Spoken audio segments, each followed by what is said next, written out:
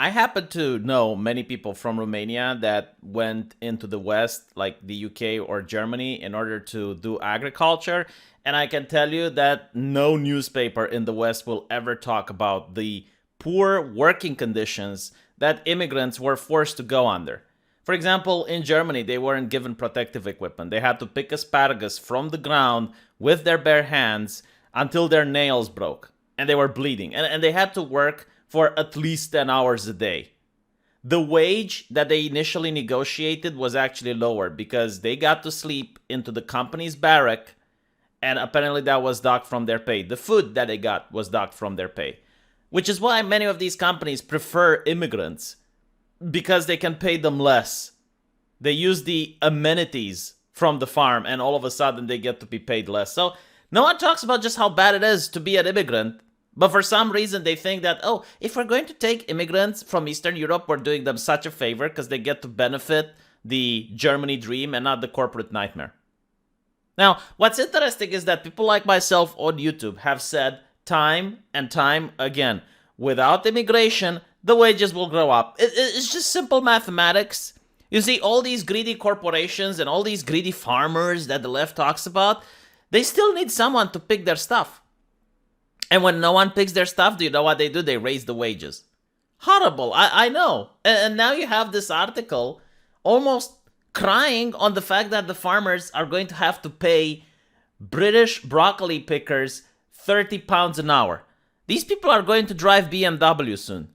I mean, why do I know these things? I'm not an economist. I'm not a rocket scientist. I would probably get BTFO'd by Destiny in a debate about wages and stuff. But even I knew, okay, if there's no people coming in, if there's no immigrants coming in, then the wages will have to go up. Do I think it's going to stay at £30 an hour? Probably not. Probably the price will eventually go down a little bit. But you know what? It's definitely going to be higher. And you know what? If you're a British person that is 18 years old and you're in high school and you want to make an extra job during the summer, if you want to make some extra money, oh my God, now you can actually do that. Astonishing, I know. Now you could actually manage to save some money so that you can pay for something that you want. So maybe you can put a loan on a car. It's mind-boggling, isn't it? Oh, wow. So look at this. Farmers, I love it, are having to pay laborers up to £30 an hour to pick vegetables. The shortage of workers raises the prospect of Britain having to import more fresh products next year. So the British Growers Association say that agricultural workers now earn £1,000 per week. Can you imagine this? And the idea that this is what really pisses me off about progressives. They literally believe that in a country with 60 million people, you can't find fruit pickers. Now, I'll tell you what happened when the pandemic started, because I remember that, in 2019, I was reading the papers. They just wouldn't hire British people. In fact, there are a couple of farms, I spoke with my subscribers, and they know farms, they won't hire you unless you speak Romanian or Bulgarian. Why do you think that is? It's so that if they don't speak English, they can't complain to the authorities for the way they're being mistreated. But more importantly, is the fact that now they get to sleep in the amenities that they provide so that they can dock the wages a little bit, because it's a legal loophole to do that. The chief executive of the trade group said, it's been a complete nightmare. There's intense competition for labor with all sorts of other industries. The hospitality industry is stealing our worker. Others are telling me that they're paying more than £1,000 a week. Look at these corporations crying. And the left, the freaking left hates corporations, right? They want the worker to be paid fairly. They hate this. They hate nationalism. They hate the fact that now the corporations are desperate to pay the common British chap a living wage. Why is this happening? You don't see the government having to put minimum wages on farmers now, do you? Oh my God, it's almost like it's supply and demand. Oh, so there's fewer people going into the labor force. So now the companies are struggling to get the people on their side. And they're paying. They're just throwing benefits. They're throwing money please work for us.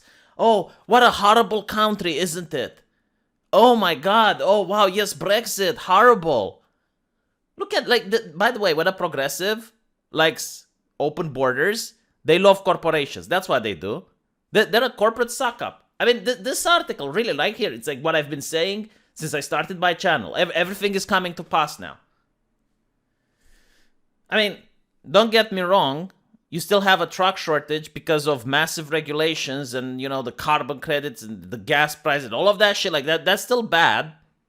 But that's not something that I could foresee. I never thought, okay, the UK is going to leave the European Union, but it's going to maintain EU standards. Like that's something that baffled me. But all I'm saying is, like, right now, if you're in the fruit picking industry, if you're a teenager and you want to make a fast buck, you can do this.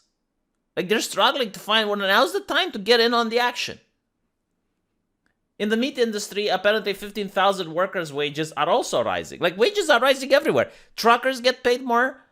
People who are picking fruit get paid more. Hospitality industry is getting paid more. Everyone is getting paid more. And apparently this is bad, right? We should care about the corporations and their bottom line.